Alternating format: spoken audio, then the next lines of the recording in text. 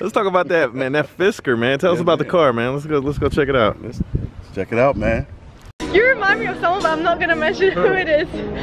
The guy who introduces his welcome to my garage. Knowledge! Will motivation. Will motivation. You're watching Will Motivation. Here is where we create, educate, and motivate. Welcome to Will Motivation. So there he is. This is the man, Kev. Come see him at the toy barn. But I want to talk about his car. So let's talk about that, man. That Fisker, man. Tell us about the car, man. Let's go check it out. Let's check it out, man. Love it. What's the year? Tell me everything, man. Well, if you know about these cars, it's very rare. Not very many of them out there. This one here in particular. Dang, so that's sick. Special, like I said, special done. Hey, hold on. Yo, what? The grid. Is that really work? Is that works. Functional? That charges all the accessories. Okay, that's killing any functional anything. Yeah, that's. He has a functional solar charge. What? Okay, I've never seen that, bro, on any car. That's what they charge all the light accessories, everything inside. It keeps that going. It's got a unique paint job on it too. Well, that's my. Hey, this is all done, custom. This is actually a wrap. Oh, that's a wrap? It's a wrap that you never know. It's all. Where'd you get the wrap done at? And I'll tell you that. Okay. And, like I said, this is all carbon fiber. Done, had all this done. Dude, I thought that was a paint job. Yeah, most people think it is. Unless I told you, you don't know. But now you know. That's pretty good. But, so, hey, yeah, I wanted something different than everybody else has. It's got a little flake in it, so that's why I thought it was a paint job, man. Yeah, it looks that way. Fisker. Yeah, I just wanted something different. I've always wanted these cars since the day it came out before Tesla. The guy that designed this worked for Aston Martin. He designed the DB8. He also designed the Z8 and the BMW. So he was the designer. He's the one that came up with this kind of body kind of stuff. And then after that, he went to work for Tesla as a design thing. And they didn't get along. He decided to branch off and make his own car. He said, "Look what it came up." Yeah, with. nasty. So it's a mix of Aston Martin, Aston Martin, the Maserati. It's been called everything but what it is. That thing is nasty, bro. So people are always looking like, "What is going on?" What year is it? And, this is the original year that came out, 2012.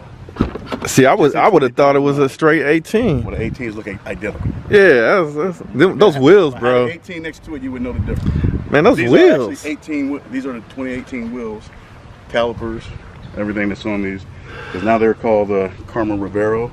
This is called the Fisker Karma. And it's nasty. You see that too. Oh yeah, we're gonna have to check the peanut butter. Reese cup. Yeah, you know we got to check that out. The solar panel. You like it? Digital.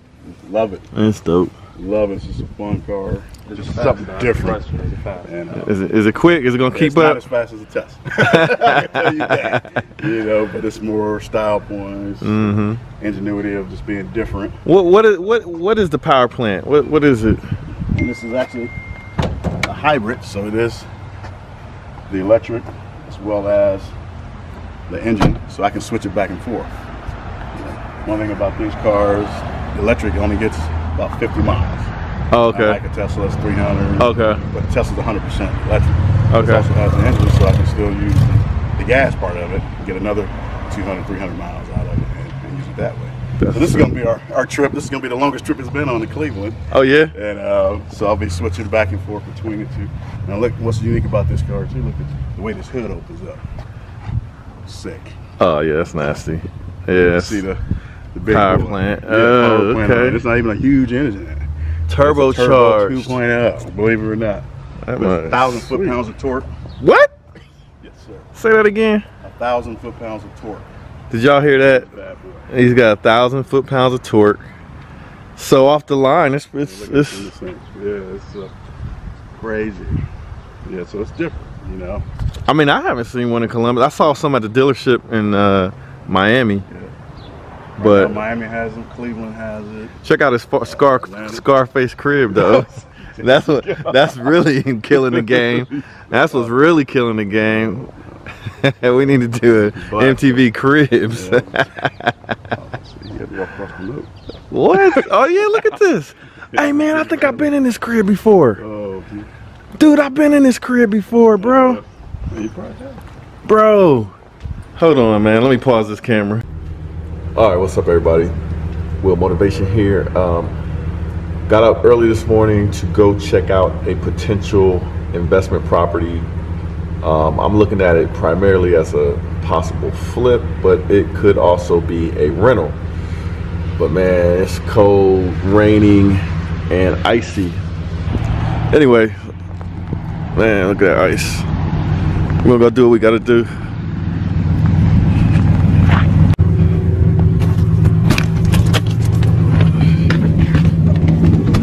Yo.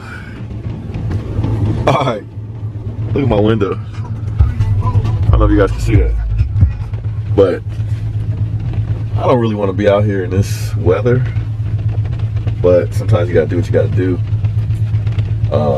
Because if this is a flip and it's you know, worth my time, the way I'm looking at the numbers, it could potentially make $30,000 or $40,000 pretty quickly, like 2 or 3 months. So, but look at this ice. So let me figure out how I'm gonna get this ice off my windows.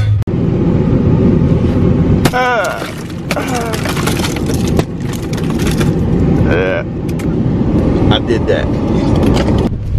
All right, Take so the next right onto McAllister Avenue. So we're getting close to the property, and I want you guys to take a look at this neighborhood. It's not like the hood. Take the next left onto Rose Place, then arrive at your It's kind of like destination what on the left. what I expected, more or less. There's a lot of little houses over here that I would say are in the like what he's asking for this house, which is $80,000, is exactly what these houses look like. Maybe 90, maybe 100. You are approaching your destination. So, you know, now I see some investors. It look like some other investors may be here. But 130,000, I don't know about that, like, You so have far. reached your destination. So this looks like that's it. Yeah. Let me figure out where I'm gonna park at. All right, so I'm not gonna take my regular camera in here because I don't know if they got a problem with me videotaping. But I'm gonna shoot with my my iPhone here. See if I can get some footage for you guys. So let's see what it looks like. All right, so I'm walking into the house and kind of looking at it. That's like the living room area. This is like the front door area. I walked into the garage, and the first thing that struck me is how small the house is. Everybody likes open concept right now, and this is definitely not open concept. This is like a split level type style. You got to go upstairs. That's a little tiny eat-in kitchen area, and then here's the actual kitchen. I mean, they tried to do a rehab on it. It's like, okay, of course it's a little cluttered with the stuff in there, but I'm just looking around at the finishings and I'm like, am I gonna work with this stuff or am I gonna have to tear everything out? Then, you know, there's a bunch of investors swarming the house looking thirsty, so that kind of turned me off, because usually when I'm looking at a house, I'm the only one. This is a nice big bathroom, but it's not, other than the size of the bathroom, it's not all that impressive. You know, it doesn't look like it needs a whole lot of work, but okay, you got one bathroom. Of course, I wanted to see, okay, there's a little bit of water damage there at the floor, nothing major. You know, it's like, okay, this is all right. It's not super impressive. So where the bedroom's at? So this is like the master bedroom right here. It's right beside the bathroom. It's tiny. I didn't even want to go in there because there's somebody else in there. That's the living room where you come in the house. Like, this is the main living room. It's so tiny that, like, I would say it was less than a 10 by 10. So I went upstairs. But these are the other 2 bedrooms in the house. Tiny bedrooms inside the attic space. And I was like, okay, for me, this was it. Like, okay, I'm not about to pull the roof up and make it bigger, but you see how small it is. Like, it's tiny. And then this is the other bedroom. tiny, man. It looked like a little. I mean, you can't work with that. Nope. To make a $130,000 house, you can't work with that. So this really turned me off about the house. So then I went down to the basement. I'm like, okay, maybe there's some more bedrooms or something. I get down to the basement. There's raw basement area, which is to be expected. A bunch of storage space, basically. It's partially finished. Nothing there to see that's going to make me want to invest. So let's break it down. Okay, so I took a quick look. So a couple of things turned me off about this property. Number one, too many investors. So it could drive the price up potentially. I might make a lowball offer on it. But number two, I don't know if you guys are paying attention, but second thing was, let me get to the car because I met the guy who's the wholesaler, and I don't want him to think I'm just coming up here just to play around. But I'm gonna tell you guys what I'm not feeling about that property and the value. All right, so let me tell you guys the issue I have with this property.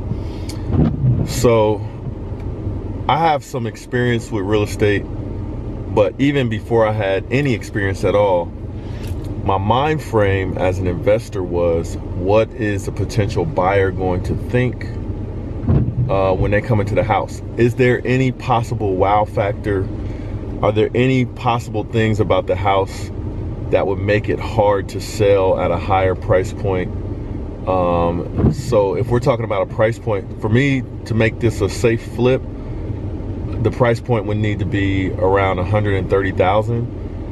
I didn't see anything that looked like it would be really like a really expensive repair. Of course, you can't see what's underground with the plumbing, so that's always something that you got to budget for, potentially having some plumbing issues, you know. So I didn't see any major repair issues that kind of turned me off about this property. But what turned me off is when I buy a property, especially for a flip, like I'm looking at this more as a flip than a rental property, especially after what I just saw when I went in there. But the biggest thing was that the house felt small and cramped, and the square footage that makes it one of the bigger houses in this neighborhood, that square footage was in sort of what was the second floor or even the third floor. It's like a split level type of design, but I'll call it the second floor, where there were 2 bedrooms upstairs. The way those bedrooms were laid out and how small that house is, it was more like an attic that was converted into bedrooms, and the wow factor is on the wrong side. Like there's a good wow and there's a bad wow. So there's a wow when you walk in there and you see that and you're like, wow, like really, like gotta deal with this, versus a wow factor when you walk in and you're like, wow, I didn't expect this, in a good way, right? Well, I walked into those upstairs bedrooms and it was wow in a bad way, because it was like converted attic space, and it was small. Like I grew up in a house where we converted the attic space into bedrooms, and it was a big attic space, huge. That attic space right there is a negative, like because you're gonna be looking at the square footage of the house and you're gonna say, wow, square footage is pretty good in this house, especially for this neighborhood where you know, most of the houses are small. But then you get up there and you look at that square footage, you're like, okay, the ceiling is super low, these rooms are super cramped, and nobody's gonna be excited or happy about the design of those rooms. And the design of the house is not open concept. It's not open concept, and all of the rooms were really small. Just not a good, there's not like a major wow selling point to make that the most expensive house in the neighborhood. It's not, the potential is not really there. So that one for me is a negative, because if we did buy it and we did try to sell it for 130,000, it would be one of the most expensive houses in this neighborhood. And looking at this neighborhood, it's not a bad neighborhood, but all of the houses are tiny. Like I would say the average house probably over here should be like $75,000 at the high end. And so trying to sell a house for 150 grand or 130 grand is a stretch. And the design of that house, it would take too much money to, like, what you would need to do in that house is open up the main floor, and the way it's a split level, you can't really do it easily. And then that upstairs, the ceilings need to be higher because it just feels like a small, cramped up attic space. The basement wasn't even worth looking at. I went down there for a hot second. I wasn't impressed. So there's just not, I don't see the opportunity there to make significant, like I said, if I do a flip, I want to make at least 20 grand, and that's cutting it too close. So not worth my time. Somebody else might be able to pick it up and make 10 grand or something like that, but that's not in my risk category, you know what I mean? So that's my assessment of that particular property. I'm not excited at all about it, and if I do make an offer, it'll be a low offer. So I'll think about it, and maybe we will like say, hey, look, we did the numbers and we can buy this house at 60,000 or something like that. But even with that, it's not that impressive. All right, so that's our little walkthrough of physically evaluating property, the kind of things that I look for. I look for the potential, and right there, that house didn't have a whole lot. Hey, what's up everybody? It's your boy Will Motivation, and I just want to get your feedback. Drop me a note in the comments. If you noticed, I split this video up into two main parts. One part of the video was car content, and the other part of the video was real estate content, because as a lot of you guys know that subscribe to my channel, the real estate pays for the cars and the toys.